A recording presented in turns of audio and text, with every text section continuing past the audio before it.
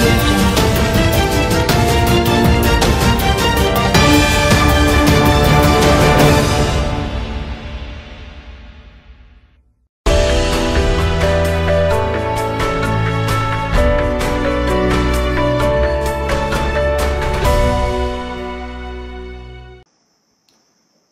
नमस्कार, जय हिंद, वंदे मातरम.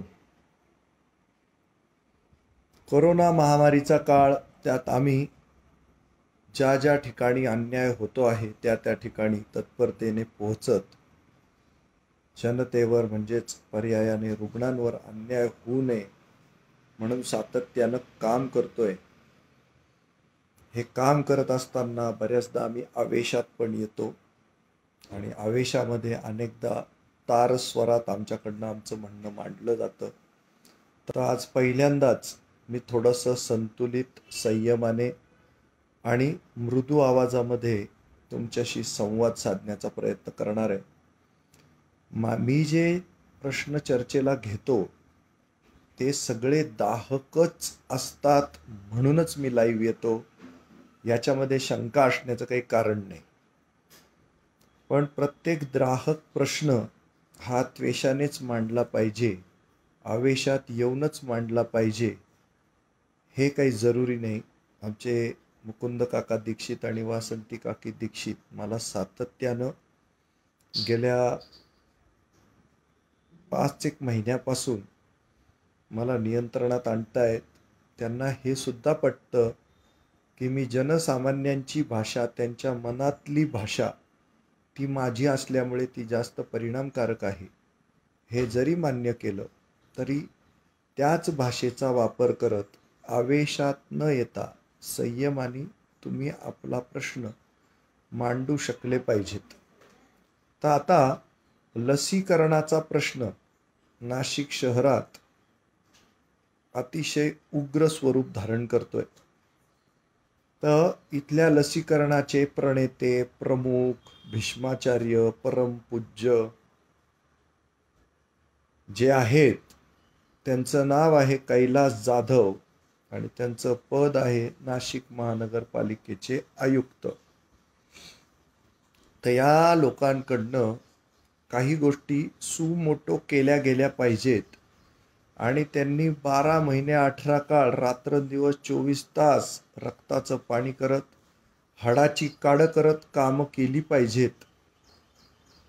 कौतुक न करता किंवा कुठलीही टिमकी न वाजवता केली पाहिजेत असं आमचं म्हणणं असतं.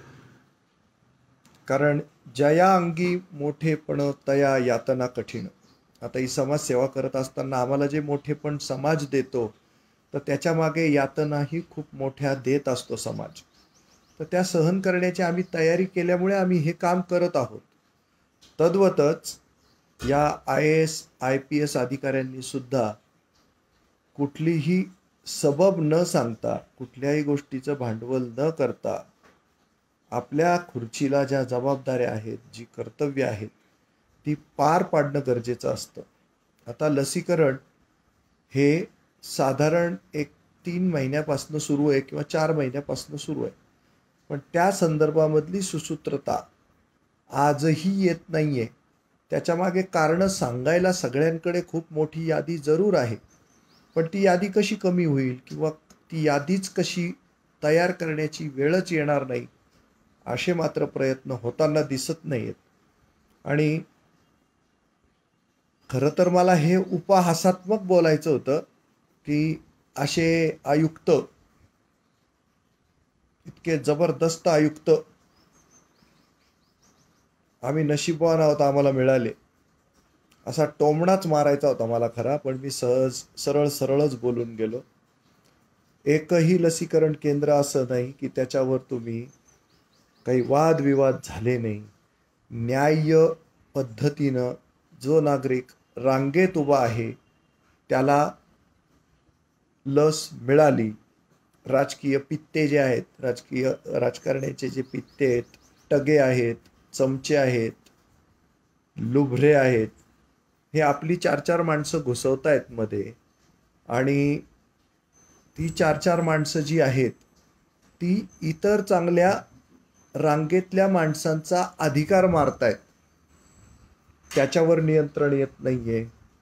आता सध्या 45 पासून पुढच्या नागरिकांसाठीची जी लस आहे ती लस शहरात उपलब्धच नाही आहे अनेक ठिकाणी, आणि 18 ते 45ची लस मिळते आहे. तर पुढच्या युवकांना रजिस्ट्रेशन करायचं आहे, ऑनलाईन रजिस्ट्रेशन, तर ती साईटच ओपन नाही. तर आमच्या चळवळीतल्या एका कार्यकर्त्याने आज सकाळी फार सुंदर अशी पोस्ट टाकलेली आहे की लसीकरणासाठी रजिस्ट्रेशन करून दाखवा आणि 5,000 रुपये मिळवा. आमचे राजेश गायधनी आहेत ते, तर राजेश गायधनी 5,000 रुपये द्यायला तयार आहेत. तर महानगरपालिकेने हे जे आव्हान आहे ते स्वीकारावं, कारण रजिस्ट्रेशनच होत नाही. आता तो प्रश्न परत काय होईल, याचं बोट त्याच्याकडे, त्याचं बोट त्याच्याकडे. महानगरपालिका सांगेल हे आमच्या अखत्यारीत येत नाही, केंद्राकडे येतं. केंद्र म्हणेल आमच्याकडे येत नाही, राज्याकडे येतं. राज्य म्हणेल अहो आमच्याकडे नाहीच बिलकुल, हे महानगरपालिकेचं काम आहे. महानगरपालिका सांगेल आमचं कामच नाही, विभागीय कार्यालयाचं काम आहे. म्हणजे आपलंच विभागीय कार्यालय, पण आमचं काम नाही, विभागीय कार्यालयाचं काम. तर जनतेला वेड्यात काढण्याचा उद्योग मोठ्या प्रमाणावर होतो आहे. लसीकरणाच्या ठिकाणी प्रचंड तणाव निर्माण होतो आहे. रजिस्ट्रेशन ऑनलाईन उपलब्ध नसल्यामुळे, आणि त्यालाच विरोधात पण मी एक वाक्य टाकणार आहे पुढे, तर तुम्ही असं म्हणू नका की तुम्ही दोन्ही बाजूनी बोलता आहात म्हणून. मी सगळ्या समस्या मांडतोय, त्या सगळ्या समस्या तुमच्या कानावर घालतोय. 90 लस, 120 लस, 150 लस, 200 लस, एवढ्याच प्रमाणामध्ये तुम्ही लसी का वाटताय? तुमच्याकडे एवढा मोठा स्टॉक पडून आहे, तो स्टॉक तुम्ही रिलीज करा ना. आणि दुसरी गोष्ट, समाजातनं स्वतःहून जे लोक लसीकरणासाठी तुम्हाला मदत करायला यायला तयार आहेत, त्यांना फार कागदी घोड्यांमध्ये न नाचवता त्यांच्याकडनं मदत स्वीकारा आणि मोठ्या प्रमाणावर लसीकरण करा. तुमच्या या वेगाने लसीकरण करण्यानं पुढचे 10 वर्ष लसीकरणच चालू राहील. योग्य आहे का ते? तुम्हाला जर वॉर फुटेड बेसिसवर काम करायचं असेल तर तुम्हाला या सगळ्या लोकांची मदत घ्यायला हवी. बरं, आत्ता मध्यंतरी महानगरपालिकेनं डॉक्टरांची भरती करायचं ठरवलं 3 महिन्यांसाठी, तर त्याच्यामध्ये 40,000 पगार ठरलेला होता. तर त्या 40,000 रुपये पगारामध्ये अनेक डॉक्टर अशा मानसिकतेचे भरलेले आहेत की त्यांना तुम्ही पैसे द्या नका देऊ, ते बिचारे सेवेला आलेले आहेत. पण त्यांचा वारंवार अपमान तिथल्या परमनंट नर्सेस असू द्या, आयाबाया असू द्या, आणि डॉक्टर असू द्या, तिथला नोडल अधिकारी असू द्या, ते त्यांना अपमानित करताय. तुम्ही 40,000 देताय म्हणजे उपकार नाही करत आहे. ते त्यांची स्वतःची प्रॅक्टिस खंडित करून ते इथून गेल्याच्या नंतर 6 वाजेनंतर त्यांची स्वतःची प्रॅक्टिस करतात रात्रीपर्यंत, पण सकाळी 9 ते 5 ते तुमच्या दिमतीला उभे असतात. पण तुम्ही फक्त त्यांना 90 लसी देता, ते काय 5-10 मिनिटात होऊन जातं काम. आणि ते खास जनतेची सेवा करण्यासाठी म्हणून महानगरपालिकेमध्ये जॉईन झालेले आहेत. हे ते कोणीच नाकारणार नाही. त्यांना अपमानित करू नका. असे सेवाभावी वृत्तीचे लोक एकतर सरकारी लाईनदोरीत यायला तयार नसतात, कारण नको त्या माणसाला नको ते अधिकार दिल्यानं तो माजल्यासारखा करतो आणि इतरांना दुखावत राहतो. तर तसं होता कामा नये. 40,000 काही फार मोठी रक्कम नाही आहे, तुम्ही त्यांना विकत घेतलेलं नाही आहे. तर या कामामध्ये सुसूत्रता आणायची असेल तर आपल्या कैलास जाधवांनी जरा पुढाकार घेतला पाहिजे, ते लाईनअप केलं पाहिजे. आणि किती अपेक्षा करायच्या आम्ही तुमच्याकडून प्रत्येक बाबतीमध्ये. म्हणजे खाजगी हॉस्पिटल्स, कॉर्पोरेट हॉस्पिटल्स प्रचंड लूट आजही करतायत. आता त्यांना हॉस्पिटलला तुम्ही नियम घालून दिल्यामुळे ते मेडिकलच्या दुकानातनं औषधं चोरतायत. म्हणजे हॉस्पिटलचं बिल 1.5 लाख असेल तर 3 लाख रुपये, 2,80,000 रुपये औषधांचं बिल होतं आहे. त्याच्यावरही तुमचं नियंत्रण नाही आहे. ब्लड बँकांमध्ये जो प्लाझ्माचा जो काही काळा बाजार सुरू आहे त्याच्यावर महानगरपालिकेच्या आयुक्तांचं नियंत्रण नाही आहे. ॲम्ब्युलन्सचे दर, त्याच्यावर महापालिकेच्या आयुक्तांचं लक्ष नाही आहे. बेड विकले जात आहेत बिटकोमधले, डॉक्टर जाकीर हुसेनमधले. कसं करताय तुम्ही हे सगळं? अंत्यसंस्काराच्या ठिकाणी सगळी अनागोंदी सुरू आहे, लोकांना नंबर लागून मिळत नाही आहे. तुम्ही हे सगळं ॲप करताय, रजिस्ट्रेशन करा सांगताय, ह्या सगळ्या फेल आहेत तुमच्या गोष्टी. त्याच्यावर कोण काम करेल? अतिशय सुटसुटीत पद्धतीनं लोकांचे नंबर लागायला हवे, लोकांना रिलीफ मिळायला हवा, त्यातही तुम्ही काम करत नाही. पण आज मी लसीकरणावर जास्त बोलणार आहे. लसीकरणाच्या बाबतीमध्ये असं होतंय, लोक नाशिकमधून, आता ते कैलास जाधवांना त्यांना दोष नाही द्यायचा आहे मला, कारण या केंद्रावरून त्या केंद्रावर लोक जात आहेत तर ते थोडंसं सोय म्हणून जात आहेत. ठीक आहे, त्याच्याबद्दल काही वाद नाही. पण ज्याच्या त्या केंद्रावर जर पटापट पटापट लसीकरण तुम्ही उपलब्ध करून दिलं तर लोकांची मोबिलिटी जी आहे ती कमी होऊ शकते. या केंद्रावरून त्या केंद्रावर फिरण्याची वेळ लोकांवर येणार नाही.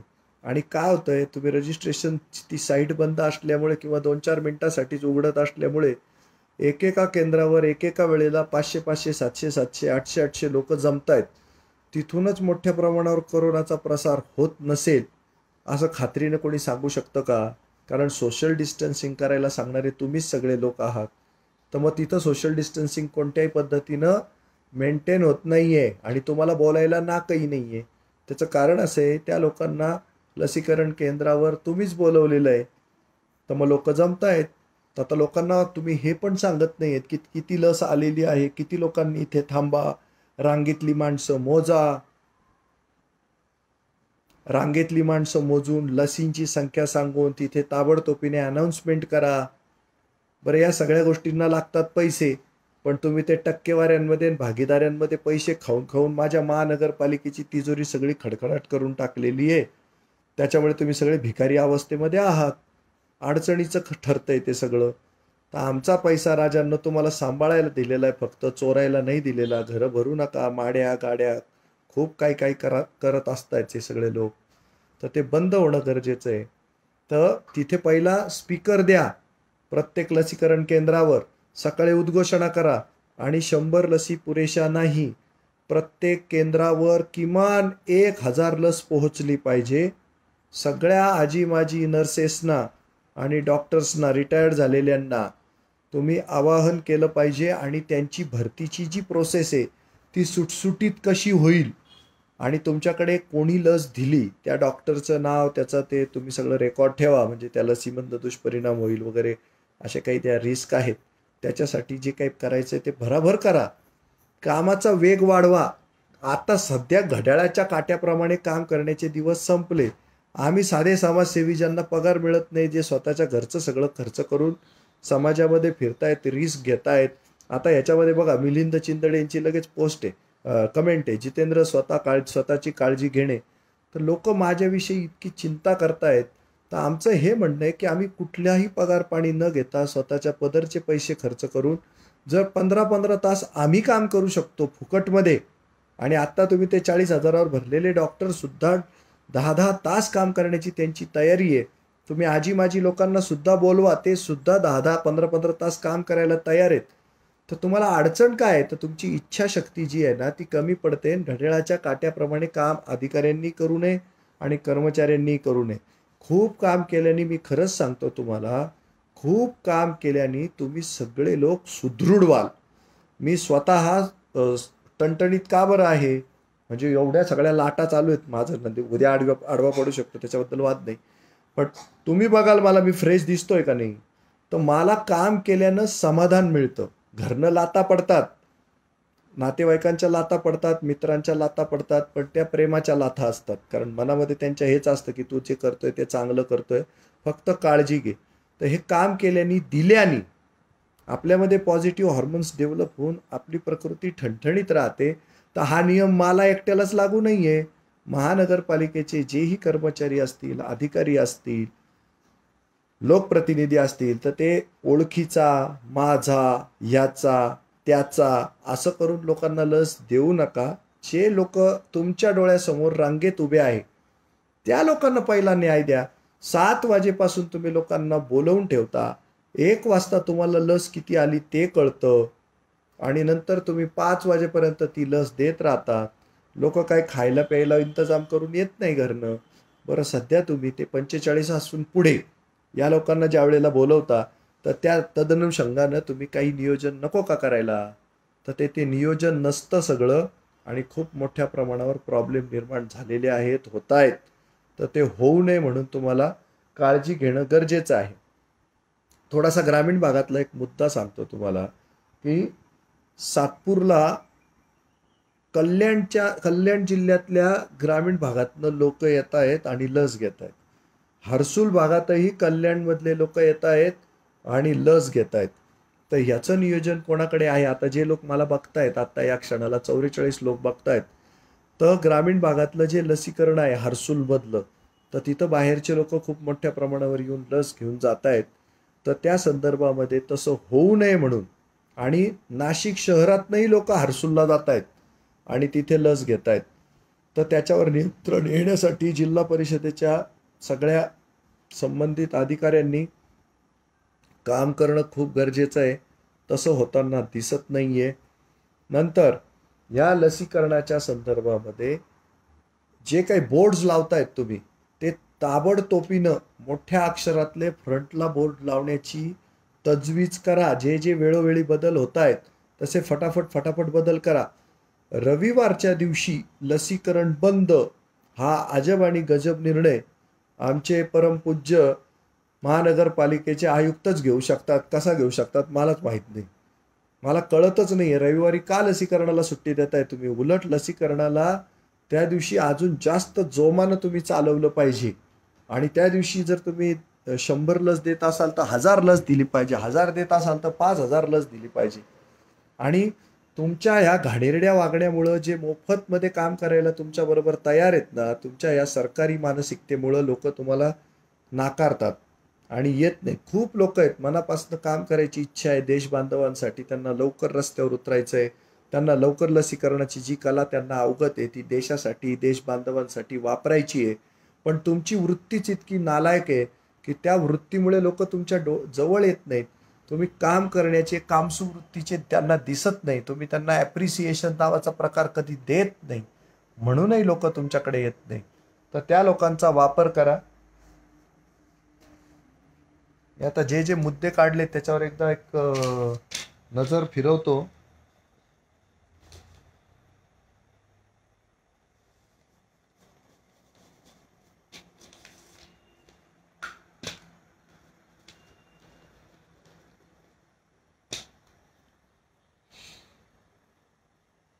आपल्या जिल्ह्याचे पालकमंत्री छगन भुजबळ साहेब, तुमच्या नाकासमोर या सगळ्या अनागोंदी सुरू आहेत.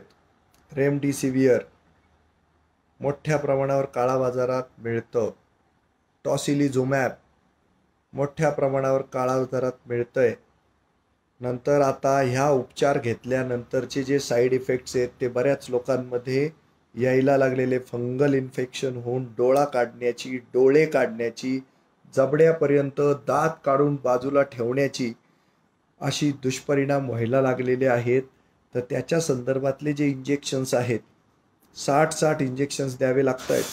ते इंजेक्शन लगेच ब्लॅक मार्केटमध्ये गेले ताबडतोबीनं. म्हणजे 3100 रुपयाचं ते इंजेक्शन आहे, ते 10,000मध्ये तुम्ही द्यायला लागलेले. तर हे तुमच्या नाकाखाली होतंय. तर तुम्ही स्वतःहून सुमोटो ॲक्शन घेऊन तुम्ही स्वतः काही गोष्टी का करत नाही? आमचा थेट सवाल आहे तुम्हाला. आणि तुमच्या हाताखाली असलेले सगळे IAS IPS जे आहेत ते फुल्ली ॲक्सलरेटेड का नाही आहेत?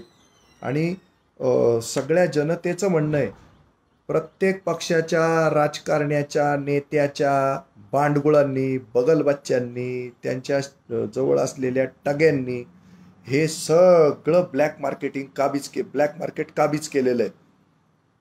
तर त्याचं उत्तर तुम्हाला निघू नये म्हणजे आम्हाला फार मोठा प्रश्न आहे साहेब.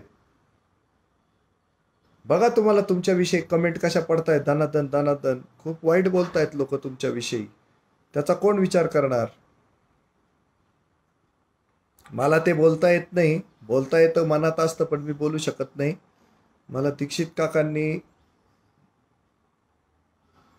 दरडावलेलं आहे असं म्हणूया आपण. तर त्यांनी आम्हाला काय सांगितलंय, नाक नाही ठेचायचं.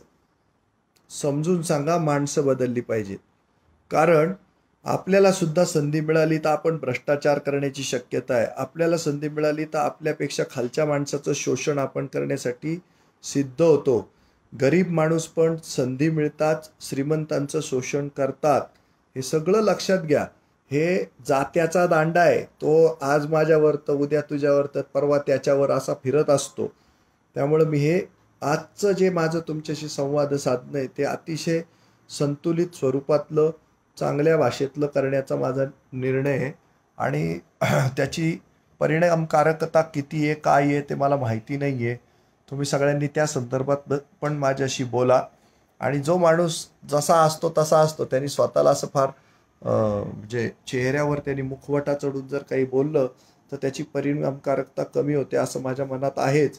पण बघूया, तुम्हाला हे चांगल्या भाषेतलं जे सादरीकरण आहे माझं संयमित आणि संतुलित भाषेतलं, त्याची परिणामकारकता जर वाढत असेल आणि लोकांचं नाक ठेचलं जात होतं माझ्या पूर्वीच्या भाषेतनं, तर नाक न ठेचता माणसं बदलवायची आहे या प्रोसेसमध्ये मी आलेलो आहे. तर त्याची आपण परिणामकारकता मोजूया. मी पुढचा मुद्दा घेतोय.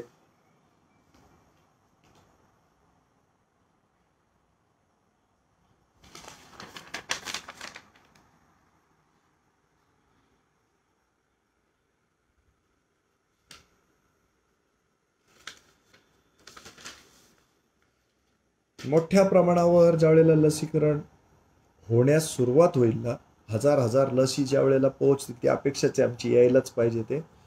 तर त्यावेळेला एक सूचना माझ्या एका कार्यकर्त्यांनी मला दिलेली आहे की असं तुम्ही मांडा की जसे मतदानासाठी गाड्या फिरतात, मतदारांना गाड्यांमध्ये टाकून, तशा पद्धतीनं तुम्ही लोकांच्या घरी जा. लोकप्रतिनिधींना काम, लोकप्रतिनिधी काम करत नाही आहे ना सध्या, तर निवडणुकांचाच दौर आहे असं डोक्यात ठेवा.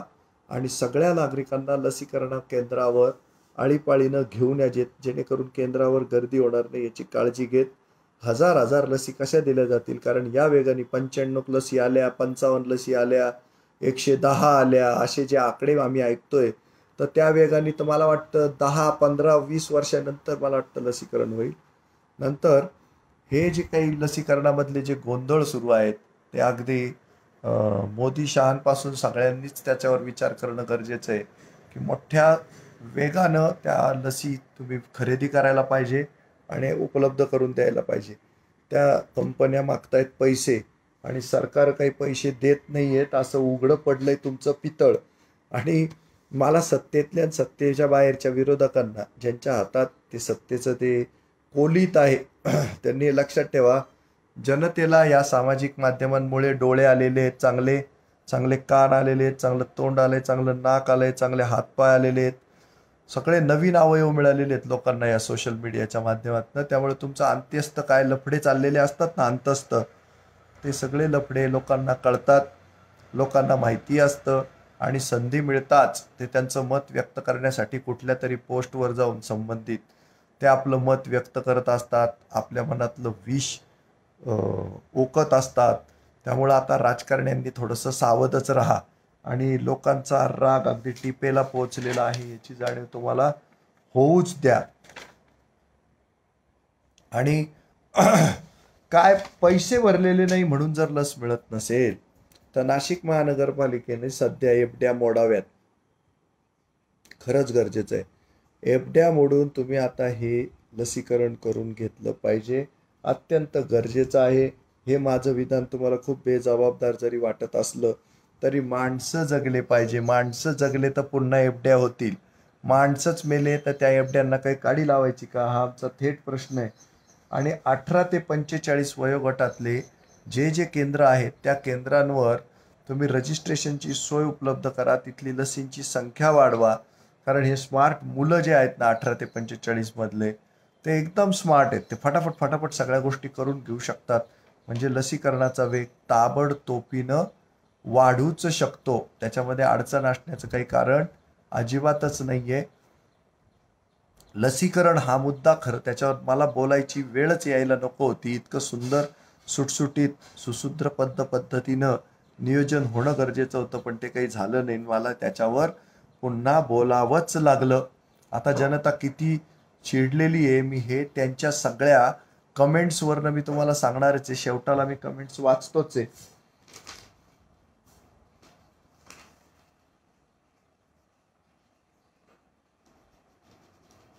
सध्या नगरसेवकांवर खूप तोंडसूक घेतलं जात आहे. मी स्वतः सुद्धा तोंडसूक घेतो.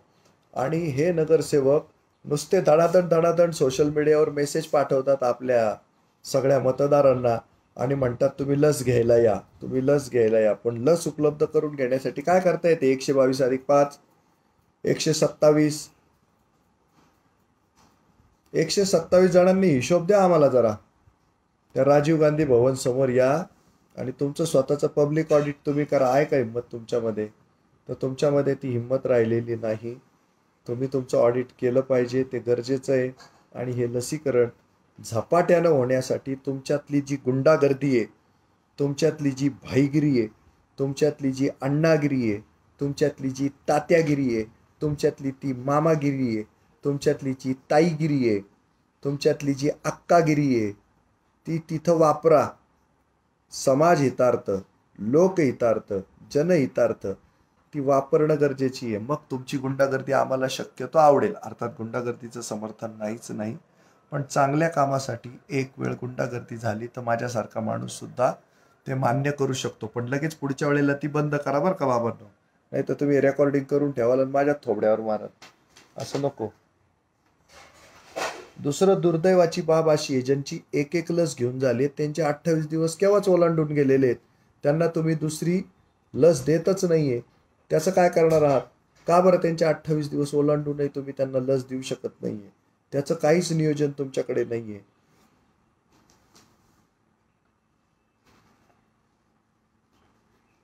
आणि लसीकरणाच्या संदर्भामध्ये मोठ्या प्रमाणावर लढाई सुरू आहे. केंद्र राज्याशी भांडतंय, राज्य महानगरपालिकांशी भांडतंय, महानगरपालिका इतर सगळ्या यंत्रणांशी भांडतायत.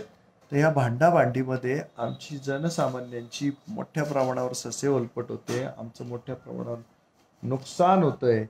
हे नुकसान टाळण्यासाठी तुम्ही बाबांनो भांडू नका. कारण इथे एक IAS एका IPS शी भांडला आणि मोठा लोचा तयार झाला. पोलिसिंग चांगलं कडक नसल्यामुळे लॉकडाऊन व्यवस्थित होत नाहीये.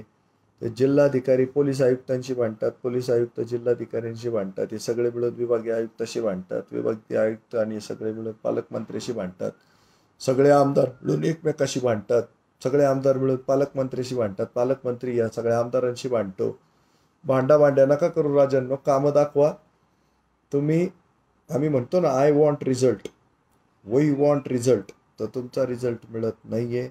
जनता त्राहिमाम त्राहिमाम झालेली आहे. जनता वैतागलेली आहे. तुमच्यामध्ये अजिबात सुसंवाद नाही, कम्युनिकेशन नाही. त्याच्यामुळं हे सगळं लफडं वाढलेलं आहे. लोक वैतागलेले आहेत. आता दुसरी मारामारी ह्याच्यामध्ये एक सूचक आरोग्य क्षेत्रातला मोठा धुरीण आहे, डॉक्टर आहे, रिटायर्ड आहे.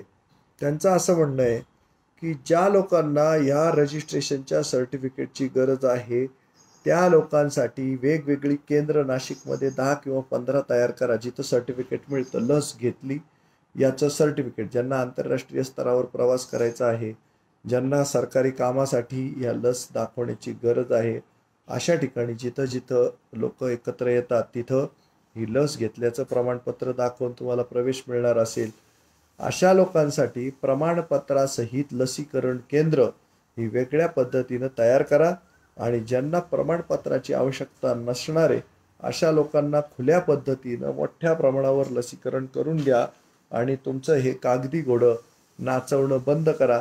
एक तर तुम्ही ती वेबसाईट जी आहे रजिस्ट्रेशनची, ती तुम्ही अजिबात सक्षमपणे चालवू शकत नाही. त्यामुळे खूप मोठ्या अडचणींना सामोरं जावं लागतंय. त्यामुळे ती वेबसाईट एक तर सुधरवा, नाहीतर लिमिटेड लोकांसाठी ती ओपन ठेवा. लिमिटेड लोकांसाठी म्हणजे ज्यांना ते रजिस्ट्रेशन करणं शक्य वाटतं त्या लोकांसाठी ठेवा. ठीक आहे, काय हरकत नाही.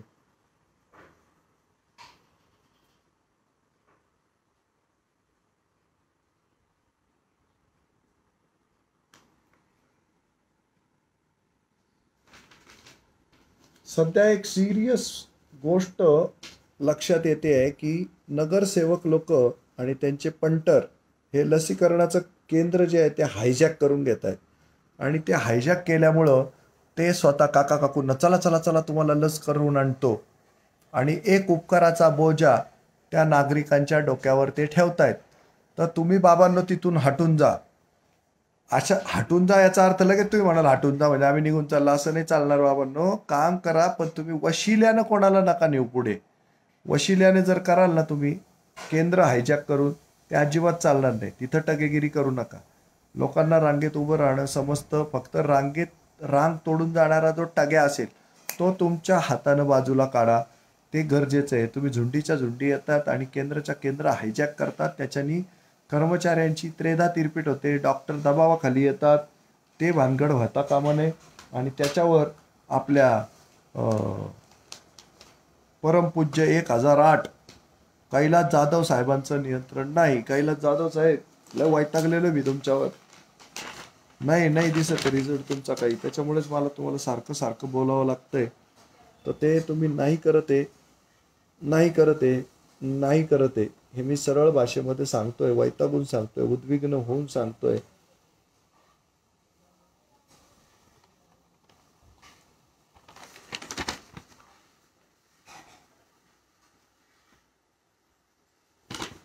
लसीकरण केंद्राला सुट्टी तर कधीच नको आहे सध्या.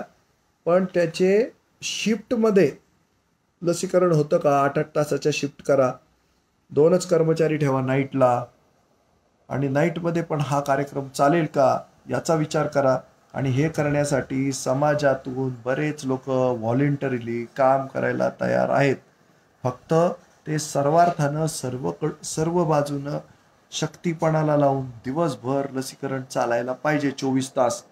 तर त्याचा मात्र विचार करा. सुट्ट्या घेऊ नका, सुट्ट्या देऊ नका. त्याच्याशिवाय हे लसीकरण पूर्णत्वात जाणार नाही. याच्यामध्ये रिस्क जरूर आहे, नो डाऊट रिस्क आहे. पण आपल्याला जोपर्यंत ही रिस्क घेऊन काम करता येणार नाही तोपर्यंत लसीकरण पूर्णत्वात जाणार नाही. तर त्या अनुषंगानं सुट्ट्या नको आणि राऊंड द क्लॉक लसीकरण केंद्र चालूच राहिली पाहिजेत. याचा विचार व्हायलाच हवा.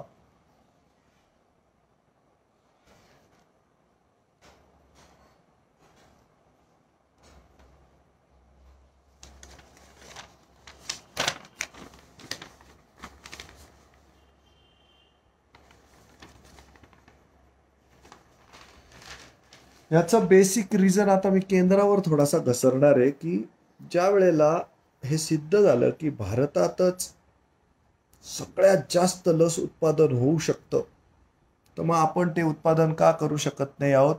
आणि हे उत्पादन केल्यानंतर आपण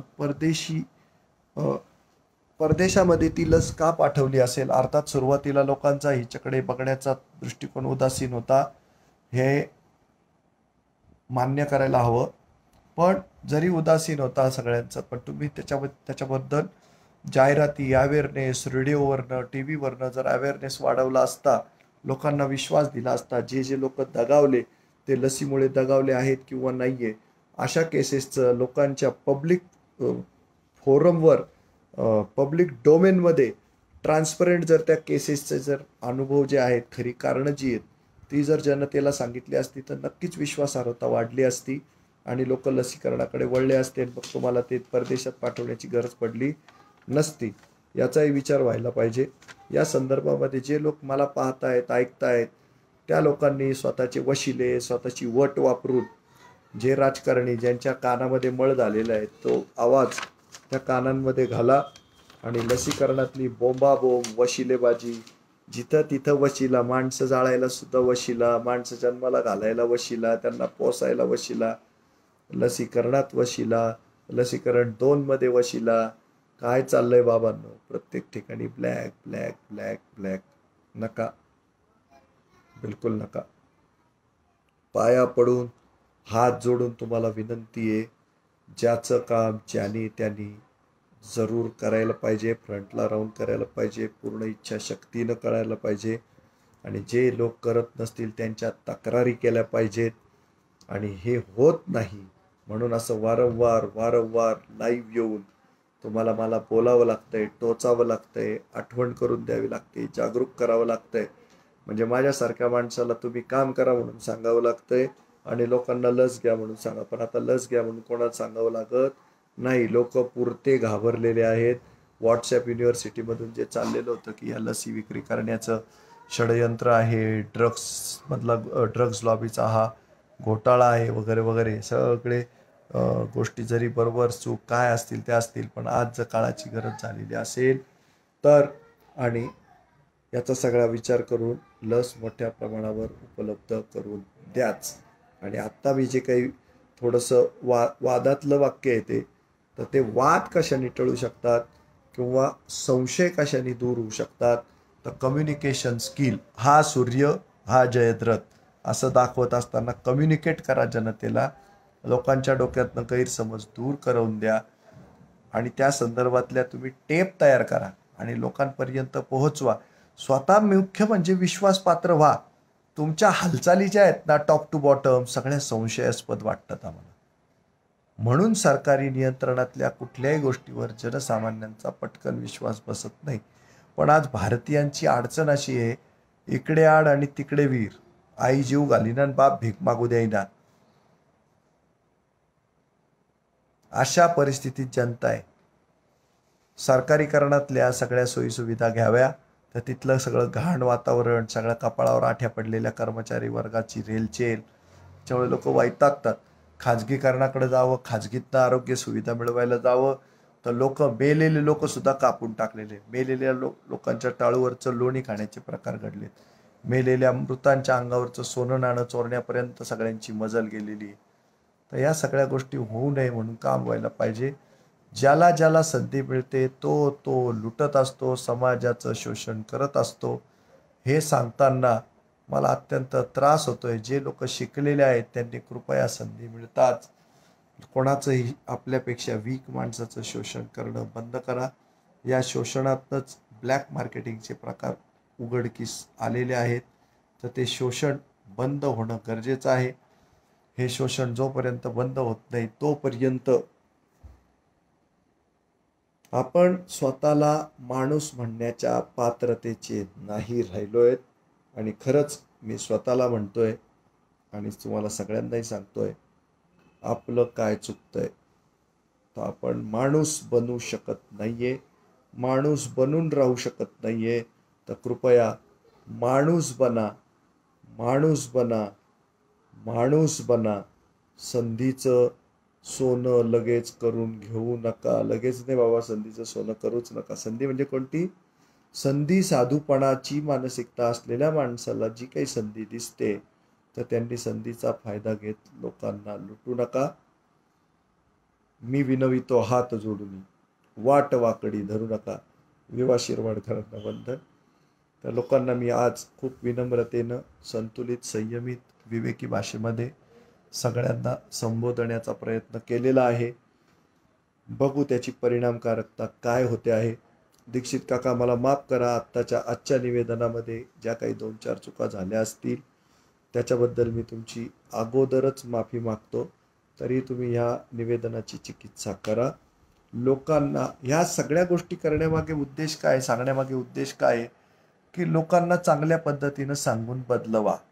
आणि जे लोक शोषित आहेत, पीडित आहेत, वंचित आहेत, दलित आहेत, त्यांना त्यांचा न्याय मिळू द्या, हे सांगणं असतं. तर ह्या सांगण्यामध्ये विवेक सोडता कामा नये अशी अपेक्षा अनेकांची असते. म्हणून हे सारखं वारंवार त्याच्यावर खुलासा करावा लागतोय. इथून पुढे प्रयत्न करत राहील. आणि पुन्हा हातापाया पडून विनंती, जिल्हाधिकारी साहेब, महानगरपालिका आयुक्त साहेब, पोलीस आयुक्त साहेब, विभागीय आयुक्त साहेब, पालकमंत्री छगन भुजबळ साहेब, 3 आमदार महानगरातले, उर्वरित 15 आमदार विधान परिषदेसहित जिल्ह्यातले, झेडपीचे अध्यक्ष, त्यांची सगळी पिलावळ खालची, आणि या सगळ्या नेत्यांचे बगलबच्चे कार्यकर्ते, टगे, उजवा हात, डावा हात, तुम्ही संधीचा फायदा घेत लोकांना लुटू नका. तुम्हाला जी सत्ता मिळालेली छोटी मोठी ती आज जनतेच्याच हितासाठी वापरली गेली पाहिजे. याचा कसोशीने प्रयत्न करा. म्हणजे तुम्हाला आम्हाला अपशब्द वापरून आमचा असंतोष व्यक्त करण्याची संधी देता येणार नाही. ती आम्हाला संधी मिळणार नाही. आम्ही छान छान गुडी बोलू तुमच्याशी आणि गुडी काम कसं होईल हे जरूर बघू. तर लसीकरणातले सावळे गोंधळ बंद करा. लसीकरणातली वशिलेबाजी, टगेगिरी, भाईगिरी, अण्णागिरी बंद करा. लोकांना सुखा समाधानानं लस मिळू द्या. आणि पुन्हा एकदा जाता कैलास जाधव साहेब, लसीकरणावर 100% लक्ष केंद्रित करा. राज्य सरकारकडे जा, त्यांच्या पायावर डोकं आपटा, त्यांना घेऊन केंद्रासमोर डोकं आपटा आणि काम करून द्या. आमच्या नाशिकमधल्या 50 लाख लोकांना तुम्ही वंचित ठेवू नका. 20 लाख इकडचे, 30 लाख, असं 50 लाख समजतोय मी पॉप्युलेशन. 1 कोटी असेल, 2 कोटी असेल, माहीत नाही मला. पण प्रत्येक नाशिक जिल्ह्यातल्या माणसाला लस त्वरेनं मिळाली पाहिजे. महाराष्ट्रातल्या प्रत्येक तालुक्यातल्या, जिल्ह्यातल्या, शहरातल्या, खेड्यातल्या प्रत्येकाला लस मोठ्या प्रमाणावर उपलब्ध करून देऊ. भरकन वॅक्सिनेट करून घ्या ही विनंती करतो. आणि पुन्हा पुन्हा तुमच्या राजकारणातल्या गुंडागर्दीमुळे मला यावं लागतंय लाईव्ह, ते येण्याची वेळ आणू नका. सरकारी कर्मचारी अधिकाऱ्यांनो, चमडी बचाव धोरण बंद, पगारात भागवा अभियान सुरू, सगळ्यांना लसीकरण करून द्या, एकमेकाला छळू नका आणि सगळ्यांनी पारदर्शक काम करा. वंदे मातरम अँड आय लव्ह यू. जय हिंद.